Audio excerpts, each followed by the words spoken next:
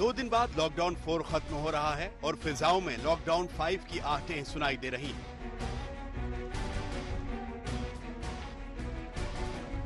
इस बार गृह मंत्री अमित शाह फ्रंट फुट पर हैं। गुरुवार को उन्होंने देश के सारे मुख्यमंत्रियों से फोन पर बातचीत की। उनसे जानना चाहा था कि आखिर राज्यों की लॉकडाउन 5 को लेकर क्या राय है। मुख्यमंत्रियों की राय लेकर अमित शाह ने आज प्रधानमंत्री नरेंद्र मोदी के साथ अहम बैठक की। अमित शाह ने मोदी को बताया कि लॉकडाउन 5 में तमाम राज्यों की क्या मांग है और वो क्या चाहते हैं। सूत्रों के मुताबिक अमित शाह के साथ मुख्यमंत्रियों की बातचीत में कुछ खास बातें सामने आईं। तकरीबन सभी राज्यों के मुख्यमंत्री लॉकडाउन को 15 जून तक बढ़ाने के पक्ष में हैं। जिन राज्यों में कोरोना के बेहद कम केस हैं या बिल्कुल नहीं है, वहां आर्थिक गतिविधियां बढ़ाने की मांग की जा रही है। हॉटस्पॉट और कंटेनमेंट जोन को छोड़कर बाकी जगहों पर बाजार खोले जाने की मांग हो रही है। तमाम राज्य 1 जून से प्रदेश के धार्मिक स्थलों को खोलना चाहते हैं।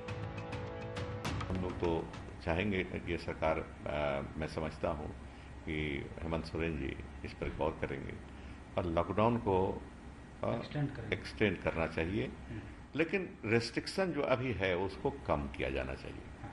सेक्टर्स को खोला जाना, लोगों पर नहीं खोला जाना चाहिए, लेकिन एग्रीकल्चर सेक्टर को और कंस्ट्रक्शन सेक्टर को, ये सब सेक्टर जो है जिसमें अर्थव्यवस्था चलती है जिससे, उसको खोला जाना चाहिए, उसमें बंदिश को कम किया जाना चाहिए। आदरणीय गृह मंत्री जी ने पूरे देश के सभी लोगों से बात की है और बात करने के बाद जो भी राय आएगी तो आपको 31 के बाद जो नए लॉकडाउन 5 के नियम आएंगे सबको जानकारी मिलेगी। हम लोग भी उसका इंतजार कर रहे हैं और ये भी मैं स्पष्ट कर दूं कि जो भी सेंट्रल गवर्नमेंट तय करेगी लॉकडाउन 5 के लिए, उत्तर प्रदेश में उसको अक्षरशः हम लोग पालन करेंगे।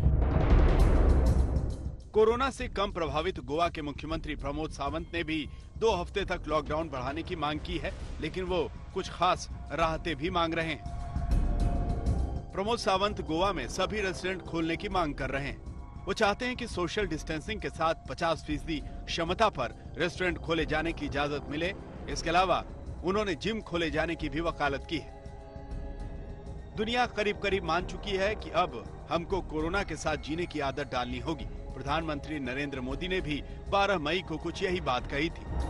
सभी एक्सपर्ट्स बताते हैं, साइंटिस्ट बताते हैं कि कोरोना लंबे समय तक हमारे जीवन का हिस्सा बना रहेगा, लेकिन साथ ही हम ऐसा भी नहीं होने दे सकते कि हमारी जिंदगी सिर्फ और सिर्फ कोरोना के इर्द गिर्द ही सिमट कर रह जाए।